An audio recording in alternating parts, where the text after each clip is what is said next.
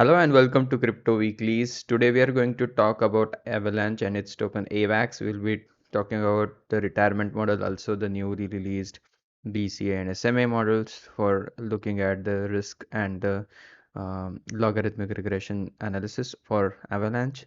We have a new price prediction model. We'll start with this one. Trained the model today on weekly price action of Avalanche up to the week of June 16, which will end on Sunday, and then starting September 2020.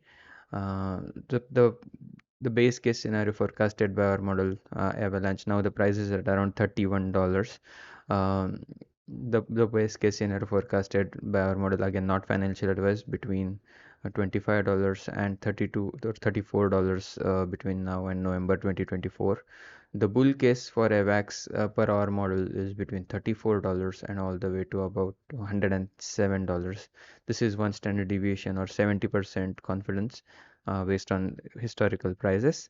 And the bear case for AVAX is price action between $8.70 and $25. The purpose of this forecast is not to tell what will happen tomorrow, but um, as in like if the price has to go up or down, but instead if the price were to go up, how much can it theoretically go up, or if the price were to go down, how much can it theoretically go down, using historical prices as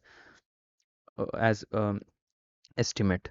So this is the USD forecast for AVAX. We'll briefly spend some time now on some of the wider crypto related news. Most of the sentiment over the last 24 hours is bullish. One bearish narrative related to smart money turning bearish on Bitcoin. Then in terms of the overall risks in the composite risk in the market, normalized between 0 and 1, these risks are going down. You can see that the current risk is at around 0.22 level. The key idea is when the risk is in green or blue territory, that's when DCing in the market has been, personally speaking, more beneficial. This ties to the phases of the market when the risk reward favors an entry to the market, that is the crypto market is close to bottoming or accumulation territory, whereas yellow is kind of a neutral territory, and orange and red are risk beyond 0.75 is red, and orange between 4.4 and 0.75. Those are the levels when DCA, stopping DCA or exiting the market is more beneficial. So this is again gets updated every single day. And in terms of AVAX and its the popular narratives in the market, you can see over the last 7 days, these are the popular sentiment again. Ethereum, Bitcoin, and ETF were some of the discussions over the last 7 days, especially FOMC and Fed related discussions and inflation related discussions are um, garnering more attention on crypto related content on YouTube and X. Bullish sentiment definitely is getting diminished now. Some bearishness is evident over here, and in terms of meme coins, there are some meme coins been discussed. Smaller or the larger cap cryptos, that is between rank between 1 and 10, some of them are discussed are Cardano, Hedera, which is under top 30. Um, Also, Bitcoin and Ethereum and ETF related discussions over here are being discussed, but the trend and altcoins are also gaining some of the popularity. But again, CPI, inflation, Fed, and FOMC are some of the talking points. And again, this is again one single snapshot of what is happening in the market. In terms of the heat map or the performance of the last 24 hours, RVev and Uniswap are some of the gainers over the last 7 day. Coin and Kaspa and Uniswap again are gainers. 30-day performance of Uniswap, Kaspa, and XMR has been decent, and over the last 90 days, Toncoin has emerged as a major runner over the last 90 days. So overall, Toncoin still the crypto of the day. Looking at the portfolio builder, at least from a mid-cap portfolio builder, these are the allocations for prescribed by our model trend on price since the bear market began. So if you are interested in knowing which of the cryptos have done well since the bear market, these are some of the names. This is again not financial advice. This is looking at what type of cryptos and allocating uh, would have made most sense with respect to diversification, as well as having a decent returns in the bear market. So now that we have discussed all of the cryptos, we'll briefly look at the top 7 gems discovered by our channel, our analysis using Sharpe ratio, which is again, simply speaking, total return in the time period that is since 2023 began, that is the end of the bear market of 2022. Total return divided by total volatility. So Bitcoin, definitely the least volatile of the crypto assets, is one of the top 7 gems of the crypto market. Then Maker and then Stacks are some of the lower return but moderate to high volatility plays. Solana is bang in the middle, volatility at around 0.78, not as volatile as Stacks or the rest of the altcoins to its right, but has a decent return than Bitcoin and Maker. So one of the uh, in terms of Sharpe ratio, it's, you can see the color code is pink. This is the indicators to the right help us analyze what goes, where they stand in terms of respect relative positioning.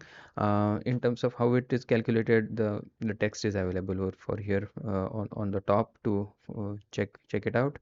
Then Injective, Render, and Kaspa are definitely more volatile plays, but again, in terms of returns, Injective has a slightly better Sharpe ratio than Kaspa, sorry, than Render, but not as great as Kaspa. So these are the 7 gems over the last 1.5 years. You can say they have been the most decent performers. In terms of the SMA risk, this is again, as Bitcoin and Ether are almost 70 to between 60 to 80% of the market cap is held by Bitcoin and ETH. Um, in terms of their simple moving averages, we have normalized risk of the entire crypto market between 0 and 1. The key idea is when the highest risk territory based on 20-week simple moving average for both Bitcoin and ETH. That's a short-term bubble or an indicator of topping in the market, as well as on the opposite side when the price of Bitcoin and ETH is well below the simple moving average, that the risks are lower. So one single indicator to look at in terms of the 60 to 80% of the market, how it is doing, is this territory where we can see, as our PeakValley indicator showed, that we were in the yellow zone, which is again a neutral territory. This also points to that the same analysis you can see over here. The current ETH risk is at around 0.46 and BTC risk at 0.45. So definitely between the band of moderate risk between 0.4 and 0.6. That is, but we were in March of 2024, where the Bitcoin and ETH were fairly slightly above this zero point 0.8 risk level on this SMA analyzer. Um, that's when exiting the market would have been a recommendation on based on this analysis. This is again not financial advice.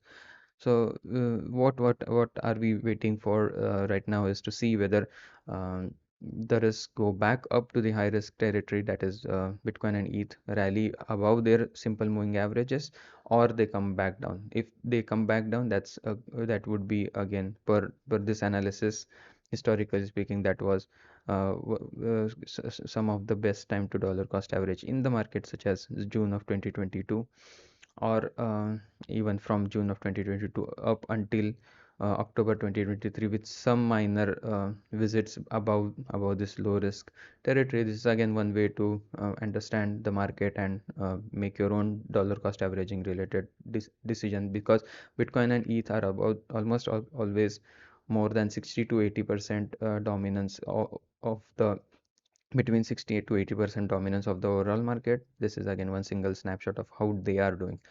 So in terms of now spending some time on Avalanche and its retirer model, this is the CAGR based model, looks at three scenarios for Avalanche. If it manages to stay relevant till 2040, grows at 8%, 15%, and 22%, what are the number of AVAX token needed to be a AVAX millionaire, and what would be the price of AVAX at 8% growth? At 8% growth in 2040, the price would be at around $110. We can see that our AI-based forecast had in a bull case had this prediction for not 2040 but 2024 itself, but this is again a longer term forecast. So we in this scenario like to be bearish, sorry, conservative, and now if AVAX were to go to $110, number of AVAX token without any staking to be AVAX millionaire would be 9,133 at 15% growth, which is kind of a realistic scenario for AVAX for the next 15 years. If it managed to grow at 15% year over year, the price of AVAX could be at around $280 in 2040. And this is one year. You can look at other years using the link on the bottom of your screen. If you're interested in 2032, let's say, that would be at around $91, and number of AVAX token needed to be a millionaire at that point would be 10,800 without any staking. In terms of in 2040, number of AVAX token needed to be a millionaire would be at 3,500 without staking. In terms of if AVAX were to grow in the bull case scenario at 22%, the price would be at around $680. You can see how exponentiality works. At 15%, the price would be at less than $300 over here, but at 22% in the next 15 years, the price could be at around $680. And in that case, the number of AVAX tokens to be a millionaire would be 1,467. So if you think that a million is a lot of amount and a lot of risk, and if you are comfortable with, let's say, 10,000, 100,000, you can divide this number by for 10k, dividing this number of tokens by 100, for 100k dividing it by 10.